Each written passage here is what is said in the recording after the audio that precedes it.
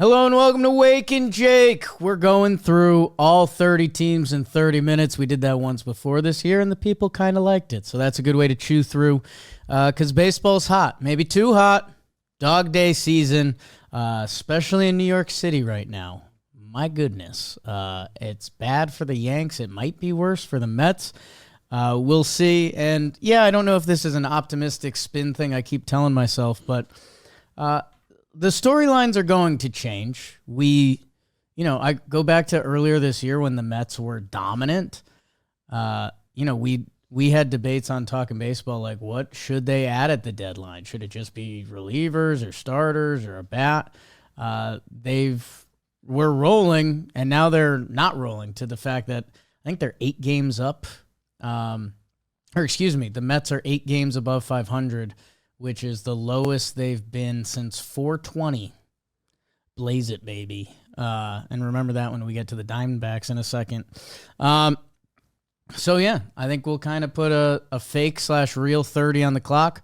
We'll chew through all the teams. Oh, where I was going with that whole original speech was, I think about this time last year. I've quoted this twice now that I should get the actual date on it. When did the Tigers start to go last year? Right? Okay. Let's do that live. I have Randy Johnson's baseball reference up. Again, he will be referenced twice coming up. The Tigers last year, 2024 Detroit Tigers. Let's see. The best date for them is probably August 11th or so, which is today's date. They were 55-63 going into August 11th. Whoa. And they finished 86-76. So using our math, that's always our strength. That's 30-13. Yeah. So again, maybe this is just some Yankees back of my head mental BS I can't get out of my head. Maybe it's not. Maybe it's just baseball and every team loses a lot of games.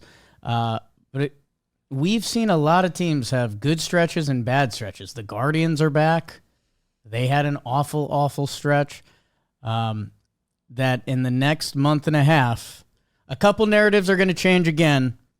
I don't know if it'll be our Yankees because that product is getting tough to watch. But what would we be saying about the Detroit Tigers on August 11th of last year? So, again, maybe there won't be a Detroit Tigers this year, but there's going to be a team that changes how we feel about them between here and then. And for the Wake and Jake real ones, we'll go through my San Diego trip a little bit, and we can check out the fantasy football draft because I said some things, and then the draft board was posted, and I did get some comments, people saying, hey, Jake, you said you were going to go get a stud quarterback this year, and it looks like you got Justin Fields in round 9 or 10. Which, hey, when he was playing last year, he was actually... No, I won't give you guys that speech. When he's out there, he puts up numbers. I know he's not great at throwing it. He's great at fantasy. So I can give you some of that talk. Some San Diego review. Was kind of cool to be out there. Had only been out there for work stuff in this life and my previous work life a little bit. But yeah, it's like a fake real place. My one negative initially with San Diego, I was like, it's kind of a lot of the buildings and apartments are really on top of each other. Then I remembered I live in New York City. So same, except no rats and poop. And there's a really nice beach just right there, stayed by PB. We'll do that at the end. Let's do 30 teams in 30 minutes. I've decided to start with the NL in alphabetical order because that's just the fair way to do it. And I usually click along to Fangraphs. So with that, I'll bring up a timer in front of me just to be safe. Oh, I got the draft board. Ooh. Nothing better than going through it. Who did I miss? What didn't I like? Let's go stopwatch. I don't want to go timer. That just makes it too real. But there are some teams we can skip. Here we go. In 3, 2, 1. The Arizona Diamondbacks. I mentioned 420 and Blaze It Baby. Blaze Alexander has put together a good month at third base for them. The Eugenio Suarez replacement, a classic out-of-the-park baseball video game prospect. People have always liked his name, and he had some prospect status. He's put together a good month. 2 of those series are against the Rockies and the Athletics, who their major league pitching you can be critical of. The Diamondbacks are 57-61. Okay, so they're probably dead. They traded away everything at the deadline. 6 games back of the wild card. Okay, probably dead. I'll say this. They play the Texas Rangers, and then they have 4 more against the Rockies. So if they win the Rockies series, you could be talking about the Diamondbacks having won 9 out of their last 10 or something. And at this point in the season, we're still seeing teams show some signs of life. In Atlanta, their season's been over, huh? I don't know what you need to know. Drake Baldwin has been hitting where Sean Murphy hasn't. Kind of weird that they just weren't open to the idea of trading him at all. Marcell Ozuna, you heard it here first on the episode we did with Bailey. I don't know. All of his numbers were there except power. There was a hip injury. He started to hit a lot. And if I'm being honest, I don't think the Braves are worth the full minute, so I think we'll just keep it moving past them. The Chicago Cubs, they probably deserve the bonus time because the Cubbies, how's your season? Remember when the Cubs came out of the gate? Well, first they played the illegal Ohtani Dodger games in Japan. Then they came back. They said, none of that matters. We are a really good baseball team. And they are. They're 67-50, 6 games back in the NL Central. Did you know? Toronto, Pittsburgh, Milwaukee. So circle that Milwaukee-Chicago Cubs series in Wrigley. And hopefully the Pirates can get them right beforehand where they won't be facing Paul Skeens. Their hitting has been horrible this month. Their team OPS in the month of August is in the 4s. Young Matt Shaw, the third baseman that seemed like the spot in the lineup that maybe they'd upgrade or move on to, he came out of the All-Star break hot. He's continued to be hot. Basically, nobody else has. Interesting couple weeks coming up for the Cubbies. Imanaga looked really good on Sunday Night Baseball last night. The Central is getting away for them. Will they be able to bring in the Brewers? And if not, are they going to find themselves in a little bit of a precarious spot in the NL wildcard? They're currently a game and a half up on the Padres. Will be interesting to see where their seeding lands because, again, we kind of accepted them as one of the NL powers this year.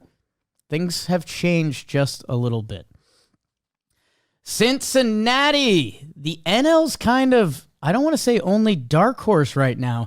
Did you know the Reds are a game and a half back of the New York Mets to be in the playoffs?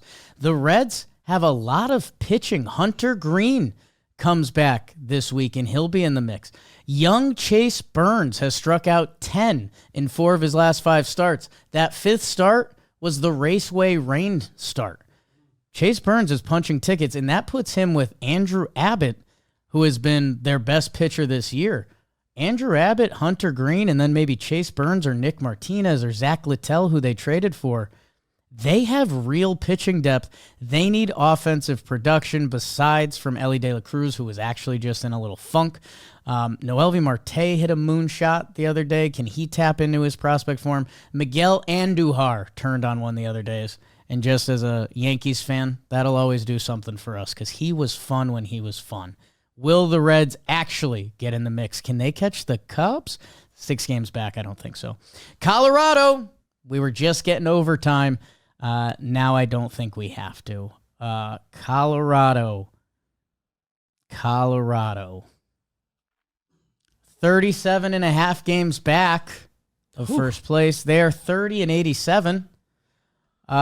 Big fan of Kelsey Winger. Was jealous I didn't get to see her as we recorded Floorball this week. BBD mentioned him the other week. Warming Bernabel. Mm-hmm. That's just a fun name. He won Player of the Week, I think, 2 weeks ago. Yeah, the numbers still look good. Jimmy Herget's my friend on Instagram. I don't... Pass. We used some time there. We have a couple seconds that we can add on to the Dodgers. The Los Angeles Dodgers. There's some good and some bad going on here. The Dodgers are 2 games up on the Padres. Ayo. The Padres are in the mix. Shohei Ohtani has cleared 40 homers yet again. Him and Schwarber tied for the NL lead in home runs. Looks like 3 guys are going to break 50 homers this year, Schwarbs, Ohtani, and Raleigh.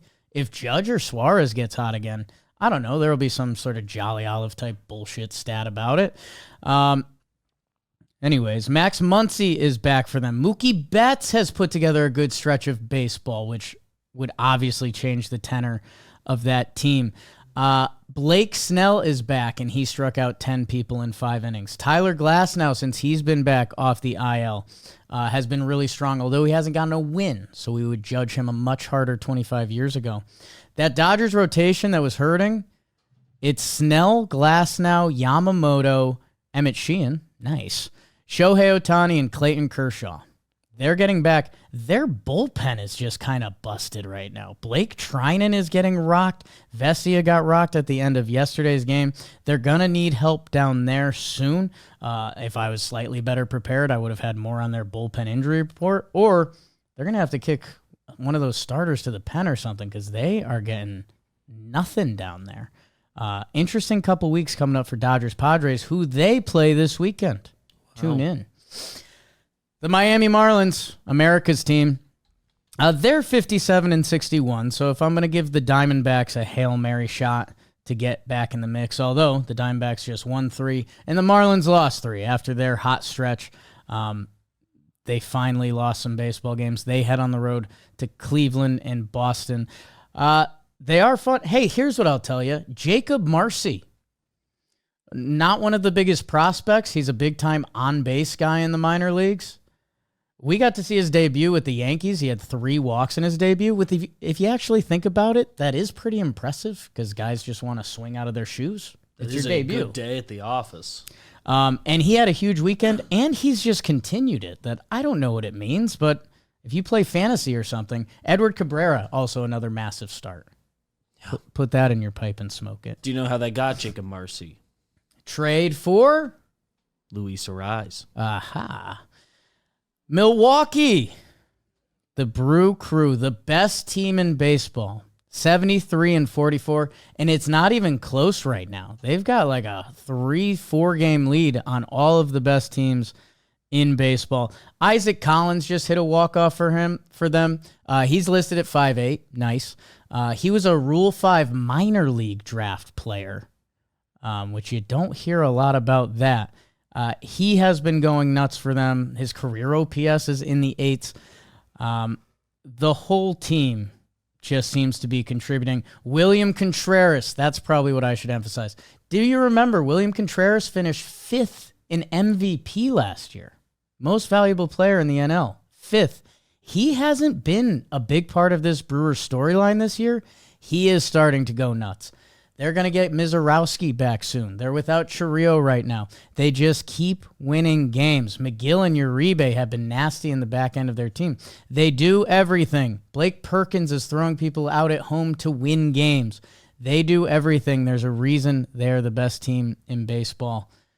Bad alphabetical transition from Milwaukee to NYM. They got some time at the start of the show. There's an evolving theory that's affecting both New York teams, but if your starters can't give you length, you're going to get screwed eventually. Between overuse of the bullpen with your good guys or exposing your lesser guys in the bullpen, that's how the Mets started out early on this season. In the last 53 starts of New York Mets baseball, only David Peterson has made it into the 6th inning. That's not good enough. Pete Alonso tied Darryl Strawberry for most home runs in Mets history. I find that cool. They're 1-9 in their last 10. They start a homestand with Atlanta and Seattle. Let's see what they can tap into. Their bullpen is getting worked. They just got brewered. They're going to need more length from their rotation and just better all-around baseball. That's how you go on losing streaks of this magnitude. And another tough segue for them, the Philadelphia Phillies. Did you know the Phillies are now up to a 5.5 lead in the National League East? That is similar to where the Detroit Tigers are. And remember when they had won their division and were like 14 games up? That'll be in the AL. Phillies are great. It's a lot of the same guys. They are getting some random contributions. Again, no one's playing out of their dome except Kyle Schwarber, who's in the MVP conversation, which you wouldn't have had on your bingo card this year. His free agent season, I think he's going to break 50. He's been nasty. While the rest of them, like Trey Turner's been a version of Trey Turner. Harper, the same. Castellanos, yep. They're still trying to figure out that last outfield spot. Max Kepler had a big hit. Can he get sparked offensively? That's the type of guy that could change how he's looked at in the next month or so if he actually starts to contribute more. Harrison Bader robbed a home run, made it look easy. Otherwise, yeah, Zach Wheeler has arguably been the second best pitcher in baseball. Christopher Sanchez has the same argument. And baby Jesus Luzardo has been pitching well too. And God, that Duran guy at the back end really changes the feel of the Phillies bullpen. IMO. About a minute long, so I guess I'll cut some from Pittsburgh. The Pittsburgh Pirates are 51-68. That is really bad. They're 30th in runs scored, 30th in OPS, 30th in home runs. Their starting pitching numbers ain't bad. I think we could have told you that coming into the year. I think, BBD, I'll have you look this up because I shouldn't take away from my minute. I think Tommy Pham has passed O'Neal Cruz in OPS. And might be their team leader of most games played. I'm over it. Padres. San Diego's in the mix. If you remember, I said they were 2 games back of the Dodgers. They are starting to click. Xander Bogaerts is putting together one of his best Padre runs of baseball.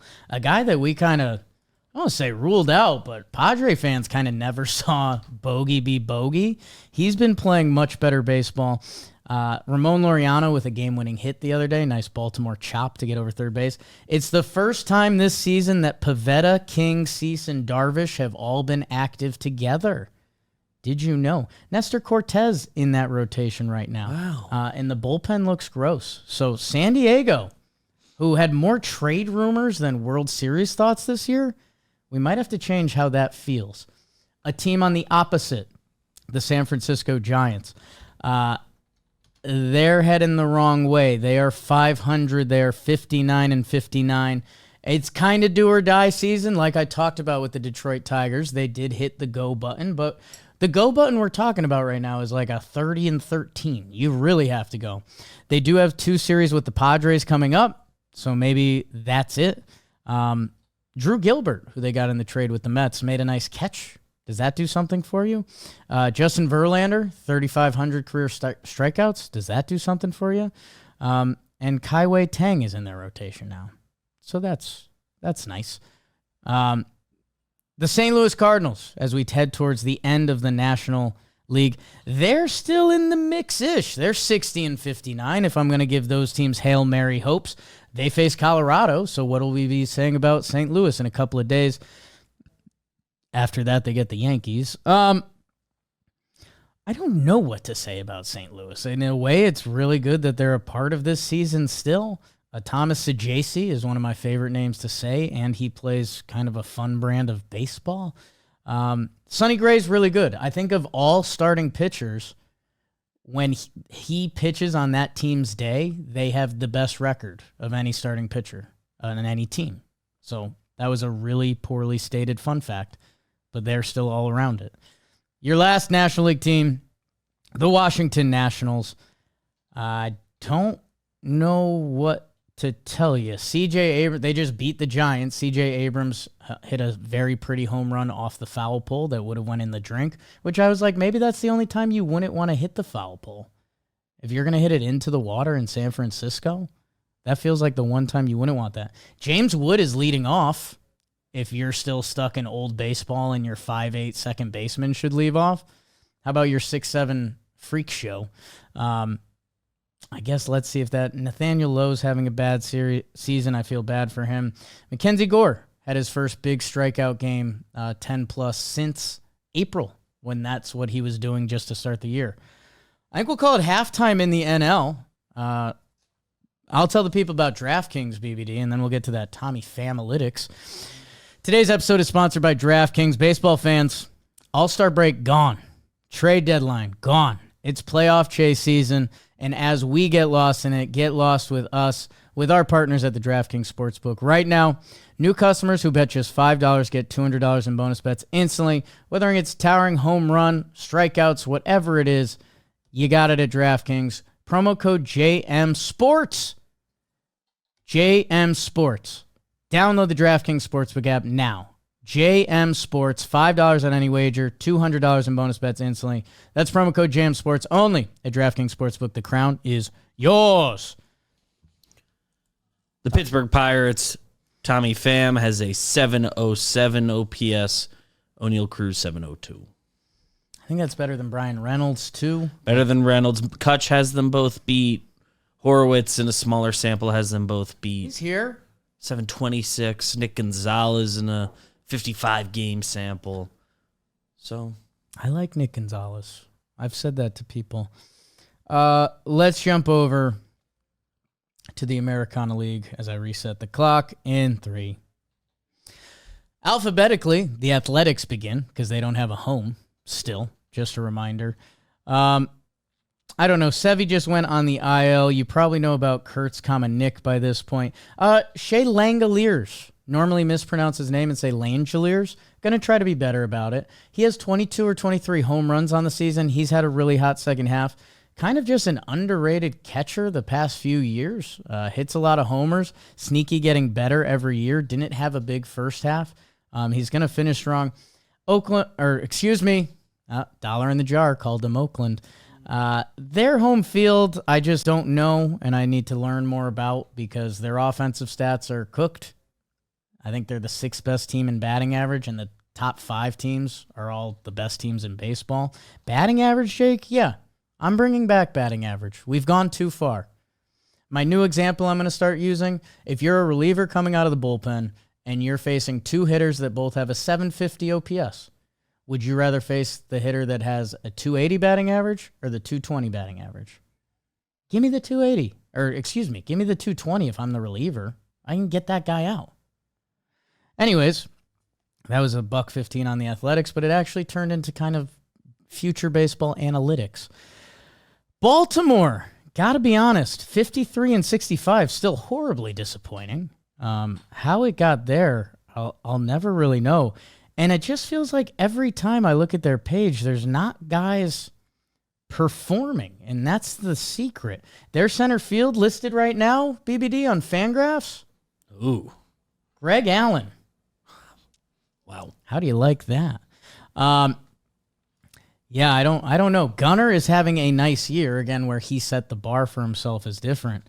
But who else is on offense? Who else is pitching-wise? I guess Trevor Rogers has kicked into gear pretty strongly for them.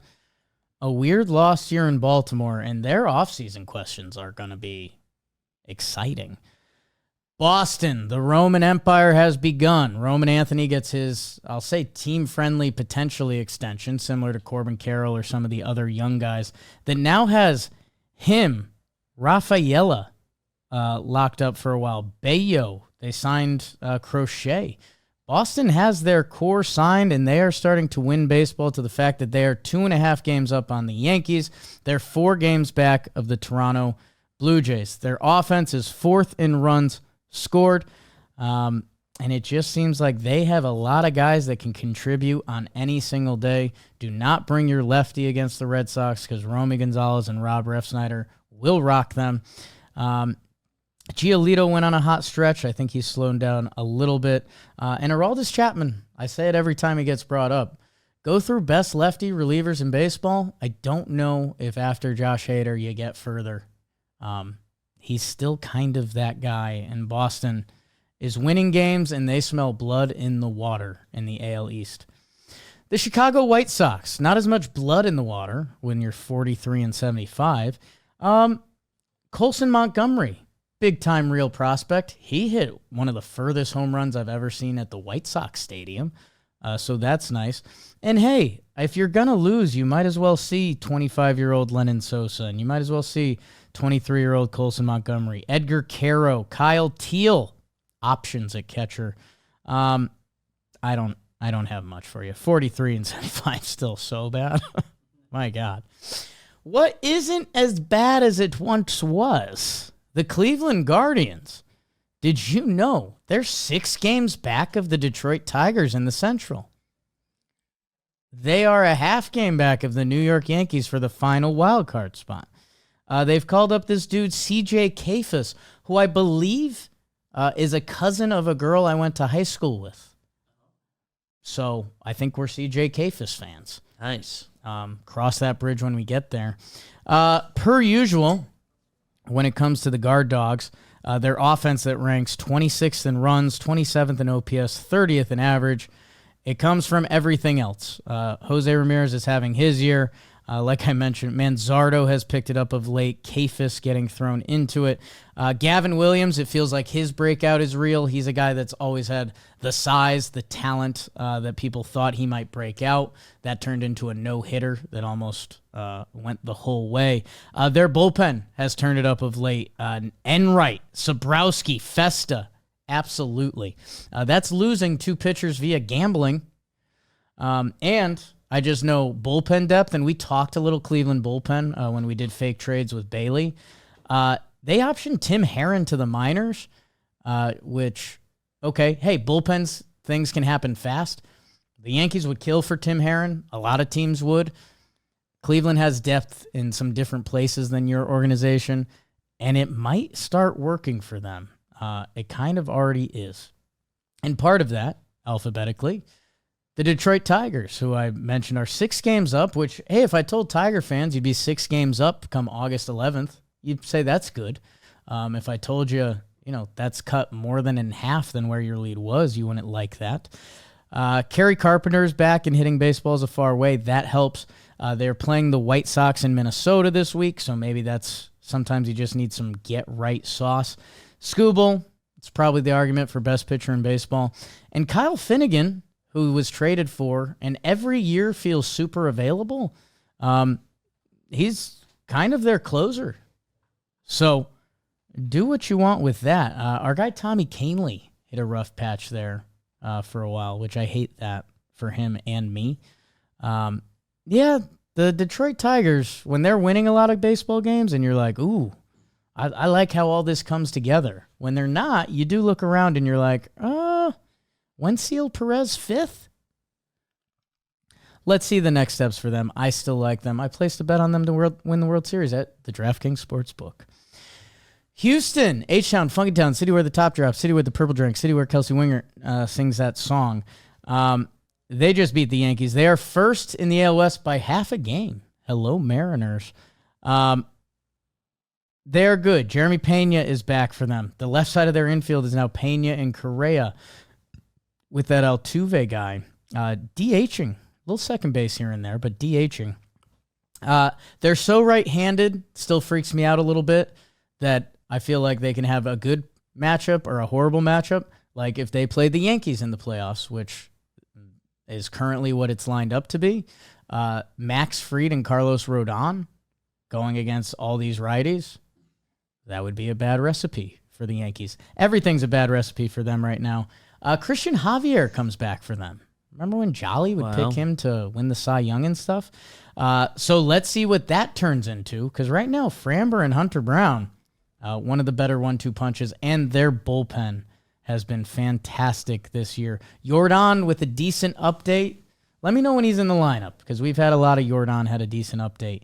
But that would also be one of those significant final month and a half changes if the best, one of the best hitters to ever play the game comes back in his prime for the team that always wins. Kansas City Royals haven't been the team that always wins this year. They're 58-60. Hey, in the American League, kind of everything's still on the table. They are 4 games back of the wild card. That go button, could they be this year's go team? It hasn't been go for a while. They have the Nationals and White Sox, which would be a nice little kickoff for them. Michael Garcia just putting up a full good season. And he had really struggled his first couple years as a big leaguer.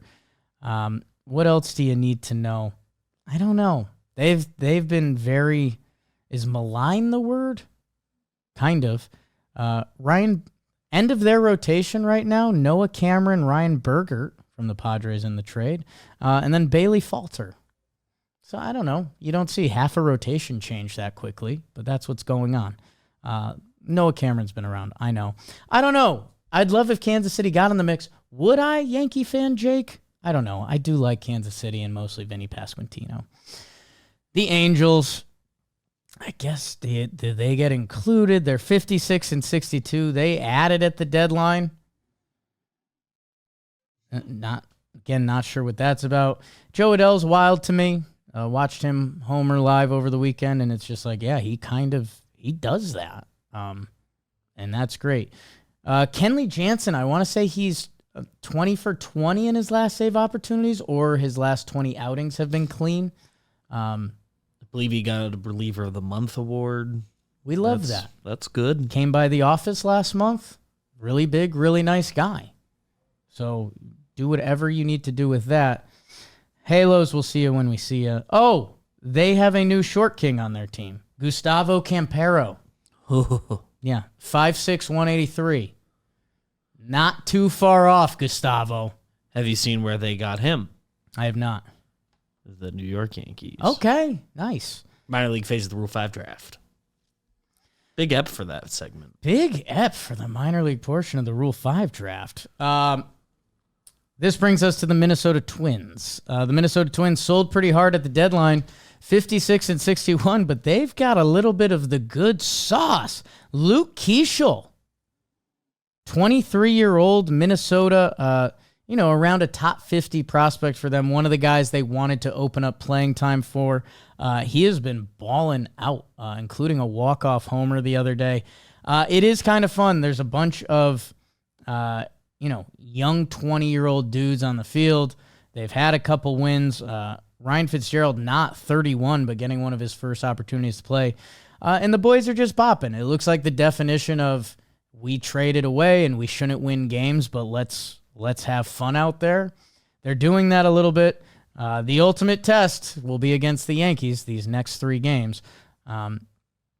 Tigers after that. Carson McCusker is a big guy on their team, who I think made the team for Matt Wallner when he went on the paternity list. So that's just 2 big guys. This segment should have been over. The New York Yankees. You want a minute? Gave you 45 last episode. The struggles continue. Boone putting Devin Williams in that extra inning spot is insanity. They're doing everything wrong. I listened to Talking Yanks last night because it was Jimmy and Joe's with BBD fighting the tech monster. I did think, baseball's not always this simple, but the 4 Yankee All-Stars have just been bad since the All-Star break. Max Fried, Carlos Rodon, Aaron Judge. Is Jazz? Jazz was an all-star. Jazz has been the worst, arguably. So that was an interesting head tilt for me. Yeah. All of your 4 players that were respected as some of the best of the first half have been bad. There's obviously more stuff going on around that. They still struggle to play the game of baseball, which really stinks when if you had to say what's Milwaukee good at? Playing the game of baseball. We'll see if they can turn it around. Yankee fans are losing belief quick. I don't know if it would be a series win. I don't know if it would be off days. They can change the tenor, but right now the tenor is so bad. It's tough to imagine it. Unlike in the beautiful Pacific Northwest with the Seattle Mariners, who they are winning a lot of baseball games. I think they're 9-1 in their last 10. Cal Raleigh has become the favorite or tied for the favorite with Judge for MVP. 45 home runs from the catching position is just insane, especially because it's August 11th. And Julio is putting together a second half again that is changing his whole outlook on his season and, in my opinion, his career. I know I got into some tiffs with Mariners fans because the debate over is he a star. And for me, this was a big season. He had to turn it up offensively. Like we saw an OPS in the 7s and the 6s heading in towards the All-Star break. He has elevated that. And man, their lineup, it's a lot of dogs. And I think Bryce Young Is it Bryce? No, Bryce Miller. Excuse me. I was looking at Cole Young's name.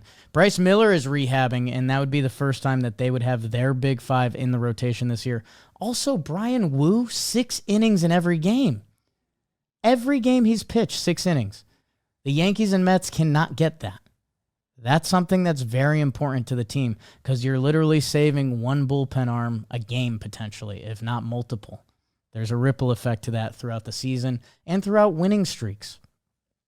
The Tampa Bay Rays, Junior Caminero, 32 home runs.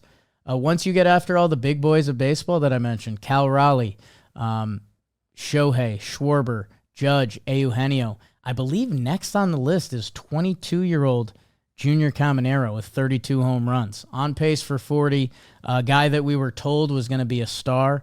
Looks like he's becoming a star. The Rays are bad, 57-62. But I guess I talked some other teams with those records. Ha-Seong Kim's playing baseball for them. I haven't seen that yet, but I'd like to because I like Ha-Seong Kim. I think I finally personally saw a clip go out probably on our pages of a Ha-Seong Kim Rays homer, and I was like, oh, nice. Look at that. How do you like that? How do you like that?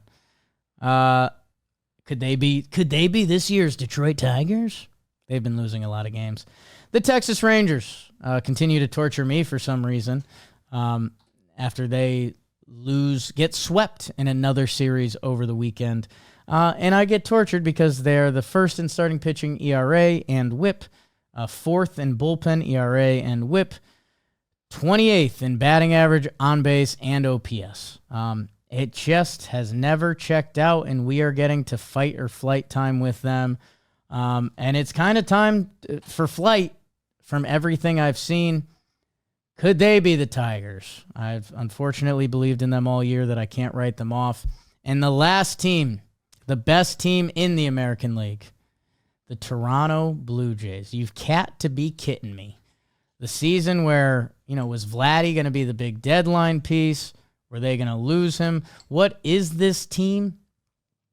They're nothing but good. First in batting average, first in on base, third in OPS, sixth in runs scored. Bichette has turned back into Bo Bichette. Vladdy with a big homer off of Trinan to help salvage the series. And Dalton Varsho, couple big offensive games that with his defense make him a guy that can rack up WAR very easily. Nathan Lucas, man, 31 years old, bats leadoff for them sometimes. They are just playing a fun brand of baseball.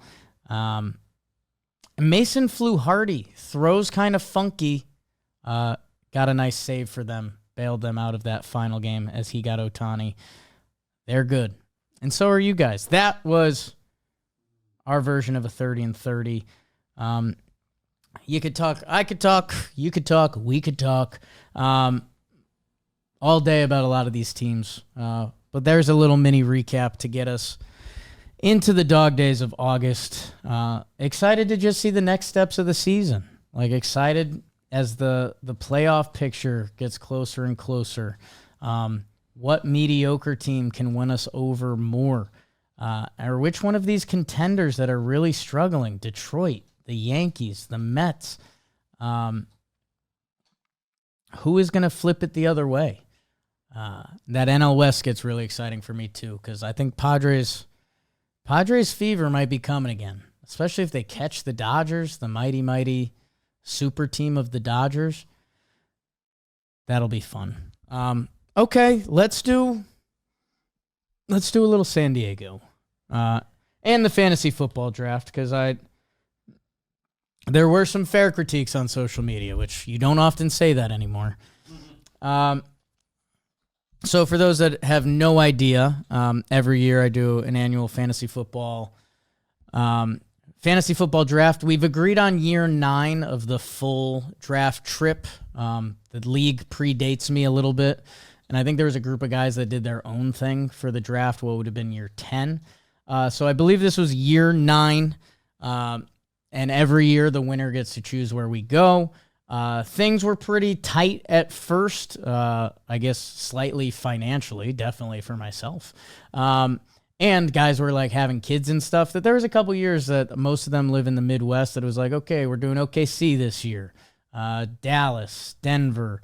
There was a Tulsa year that, not the highest on my list of places to go for a long weekend, but we've started to wander out a little bit as this has become an annual thing. We did Salt Lake City, we did Scottsdale, which again, fun. August, just a reminder, this is August every year, so it's a little bit of a miss. We did Nashville last year, San Diego this year.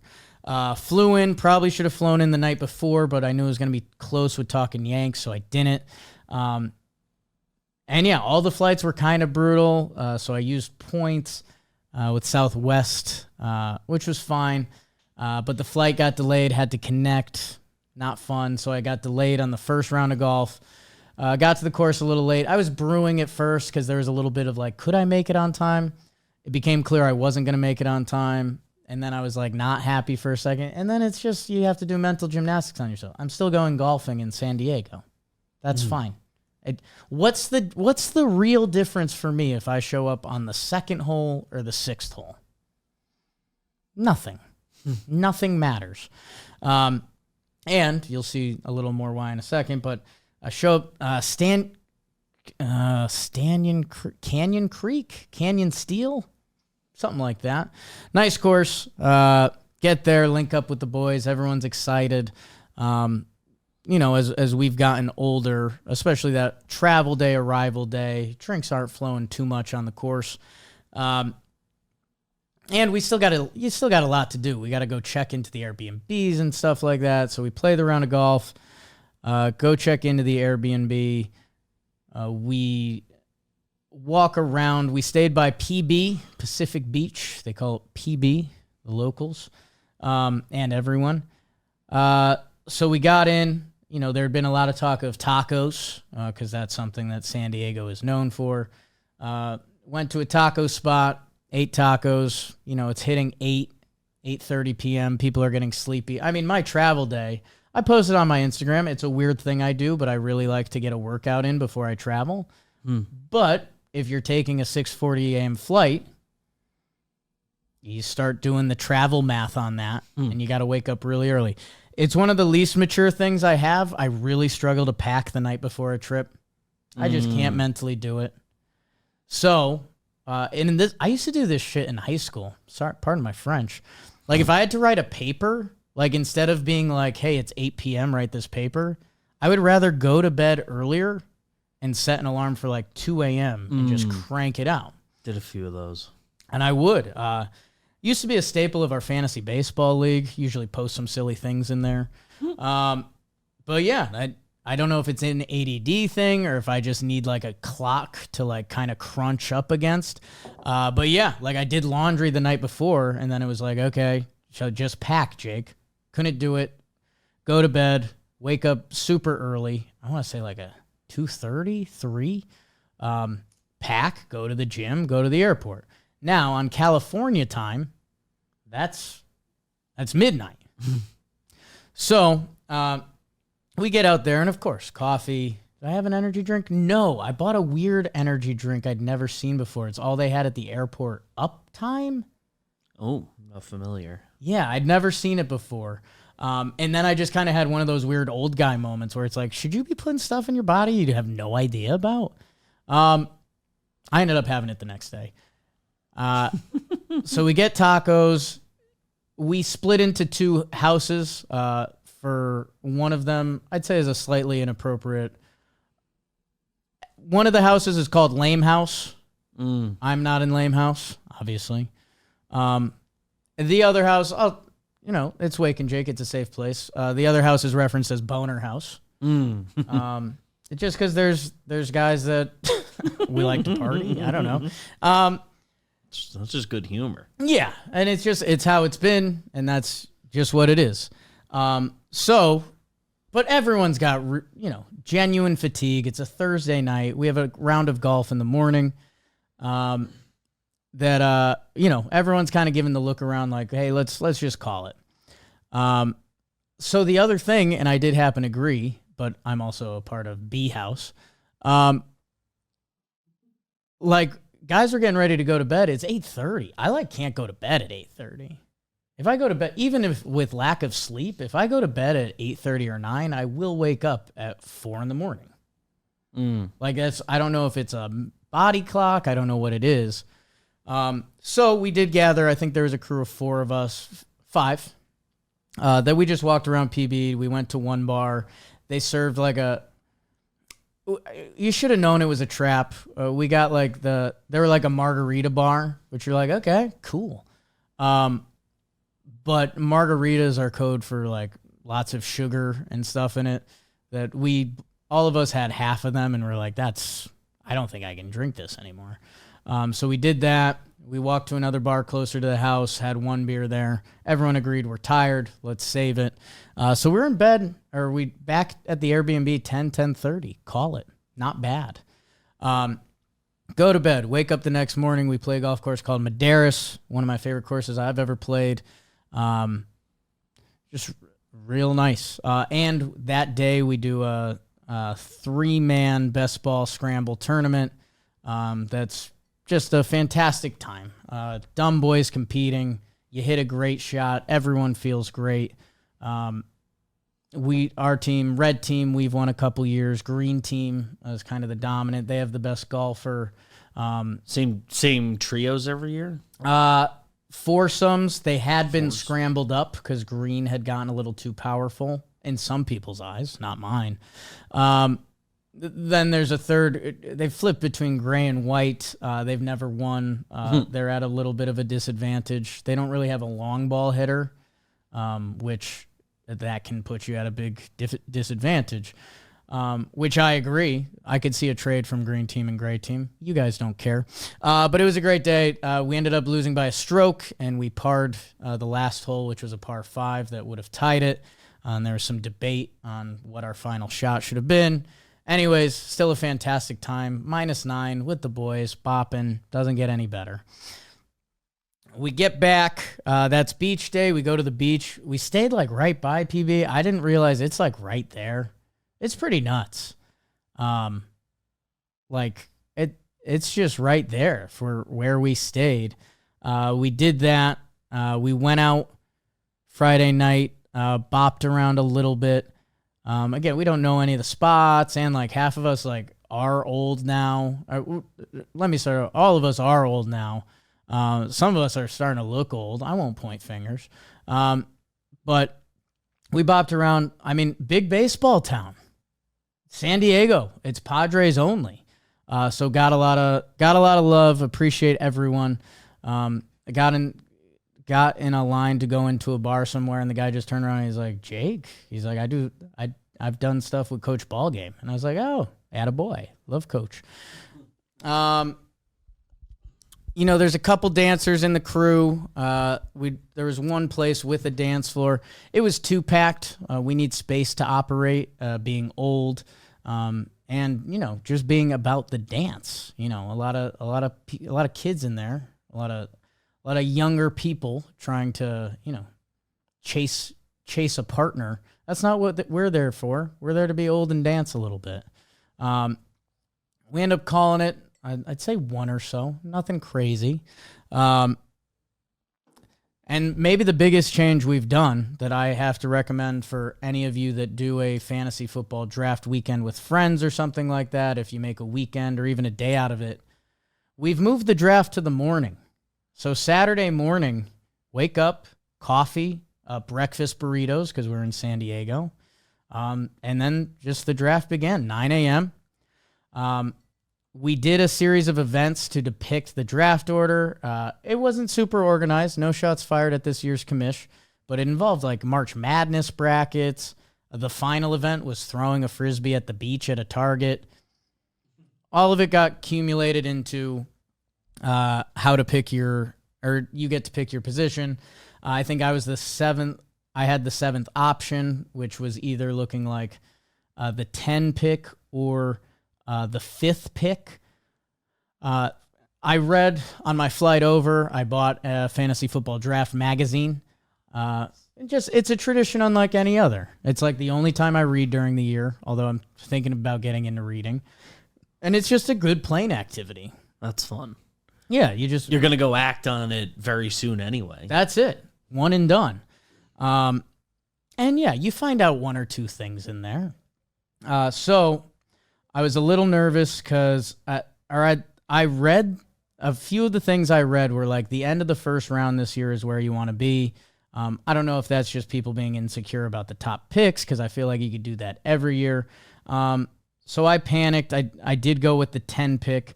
I was having some regrets not going 5 because CeeDee Lamb ended up being the 5th pick. Someone reached for Ginty, so that's kind of what threw up our draft board.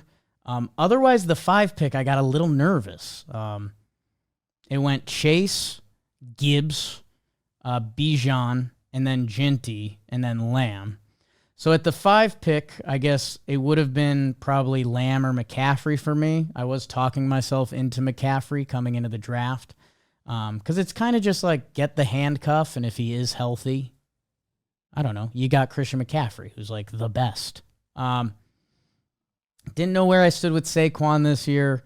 That I went for the 9 pick, or excuse me, 10. I'll tell you why I said 9 in a second. Justin Jefferson slid. Not sure what that was about, but he landed at 9. That I was a little bummed out by that because that guy's just points. He's just points on the board. Went with the Sun God, Amon-Ra St. Brown. It was him, Neighbors, Nico Collins. I know there's some stuff there with Nico Collins that maybe he deserves some more respect. And hey, maybe Neighbors is just the guy, but I think everyone listening to this knows the concern with picking anyone from the Giants. So went St. Brown, felt safe. It flips back around. Achane goes, Josh Allen. So I'm looking at kind of the old dogs, which I don't hate the old dogs so much. Derrick Henry and Jonathan Taylor. Brian Thomas Jr., some people are into that. I've talked some junk about Drake London. I just don't believe in Atlanta on the whole. I went Brock Bowers. I admit the pick was slightly out of laziness. When you have a tight end that's set it and forget it, it just makes things a lot easier on your fantasy life. Also, he went nuts last year, and he had nobody throwing him the ball.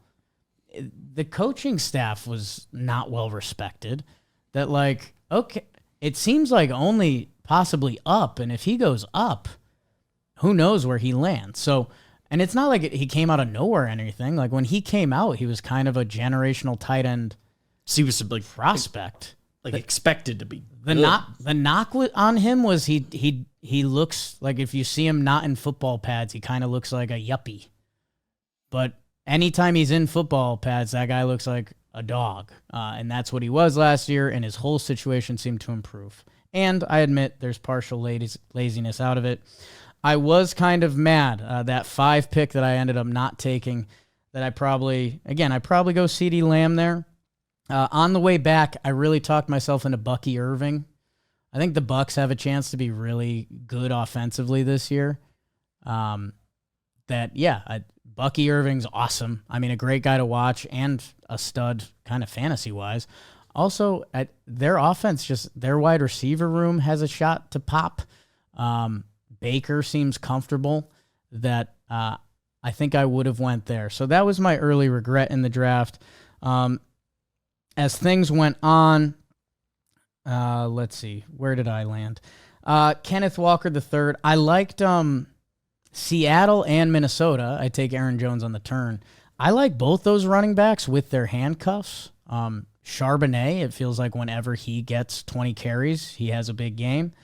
And then Minnesota, they traded for Jordan Mason, who was the backup to McCaffrey, that I was kind of like, okay. Like, if you go out and you trade for a running back, to me, that tells me you want him and you're going to be willing to use him when Aaron Jones is out. Didn't get either handcuff. They kind of got snaked from me a little earlier than I thought. And it was after probably my least confident pick, which we'll talk about. So I'll go through my team because I don't want you don't need to be lost in it. I did take RJ Harvey in the 5th round. A little scared that the Broncos running back depth chart did come out and have him 5th on the depth chart. Feels like my guy Sean Payton welcoming the rookie to the team. You're going to have to earn your keep here. Couple Khalil Shakir, I know he's banged up, but he kind of became the go-to target for Josh Allen last year. I took Stephon Diggs. He was staring, looking at me. I could see New England working this year. I could see it not working this year, I think, if we're being honest. I respect Mike Rabel as a head coach. Then I don't know. Could Stephon Diggs have another season in him when I see Tet McMillan went 3 rounds earlier? I'm fine with that. But that was the round that the 2 handcuffs got snaked, that I don't love that. What else did I like? I took Ramondre, same thought process. Everyone's getting talked into New England's rookie running back, Henderson. And I don't know. Ramondre is kind of a first and second down back. He's kind of got some Mike Rabel to him. Pound the rock. And now the quarterback situation. I did get talked into Justin Fields, reading the magazines. Because I think before he got benched for Russ last year, I think he was like 4th or 6th best quarterback. The Russian quarterbacks are a cheat code in fantasy, and that's what Justin Fields is good at. And I think the Jets are just going to let him run. So I went for it. I was going to take, before my 3rd pick, Scary Terry. Jaden Daniels was leaking to me in the 3rd round. And again, it would have been half out of laziness of not wanting to set a quarterback every week. He got picked 2 picks before me. Once that happened, I said, screw it. We'll get QB value late, because that is the true way to play fantasy. And I couldn't believe some of the guys that went late, if you look at the end of my draft board. Yes. Took Colson Loveland, just kind of Brock Bowers theory. Like, if it turns out he's him, that's a great trade piece or something I can use. Garendo, the backup to McCaffrey, so I got my 1 handcuff there, that if something does happen to him, I like the way he runs. A couple defenses went, and the Texans were still out there, and they were the consensus number 1 in everyone's fantasy, so I did go for that. Cam Ward, I don't know. He was the first pick in the draft. He's like going to literally play. If he plays and he can run for a touchdown every other week, he becomes a pretty valuable fantasy quarterback. I don't know what it looks like. And then the one I just couldn't get out of my mind, which I took with my last pick, was C.J. Stroud. I know he had a down sophomore year, but going into last year's draft, I think he was like a 3rd round, 4th round kind of guy, because people thought he would take the leap. So I don't know. I'll stash them both for 1 or 2 weeks. Then I'll probably go to 1 backup quarterback and go from there. Yeah, I'm trying to think if there's anything else I really regretted. The Stephon Diggs pick, I feel like, is going to come back. Cole Tucker told me to take DK Metcalf. He said DK Metcalf is going to win people leagues this year. Okay. Didn't get him. Yeah, I don't know. The draft takes pretty long in person. You have 1 hiccup. We had no double picks. First year for that. Oh, that's good. Yeah, nobody repeating the same name. And yeah, it's tough for my guy Rance there. The 2 write-ins, J.K. Dobbins and Keenan Allen. So I don't know when the draft packet was bought. A couple guys with injury history. It looks like there's Nick Chubb. Wow. So yeah, we posted it on the internet to see. We honestly wanted a ribbing, but you can't tell the internet you want a ribbing. Ooh, please give us your best roast. Someone did, I'd say the winning comment was someone asked, has Colin ever played fantasy football before? Which that's just kind of mean and backhanded, but we appreciate it. I don't know. I think that's all I've got, Beebs. What's going on over there? Honestly, biggest question I have hearing about the system for pick selection on your end. What was the first slot taken? So the first 2 slots taken were 1 and 11. So I'm not. You kind of understand what goes into 1. You get the rights to number 1 pick. It's a reasonable thing to want. Whoever you want. I think Jared, who took 11, I think it's because he wanted Josh Allen, because I think that's who he won the league last year with Josh Allen. So yeah, I know that's probably high, but it's what worked for him. So he was probably thinking of his second pick. Nice. It gets really.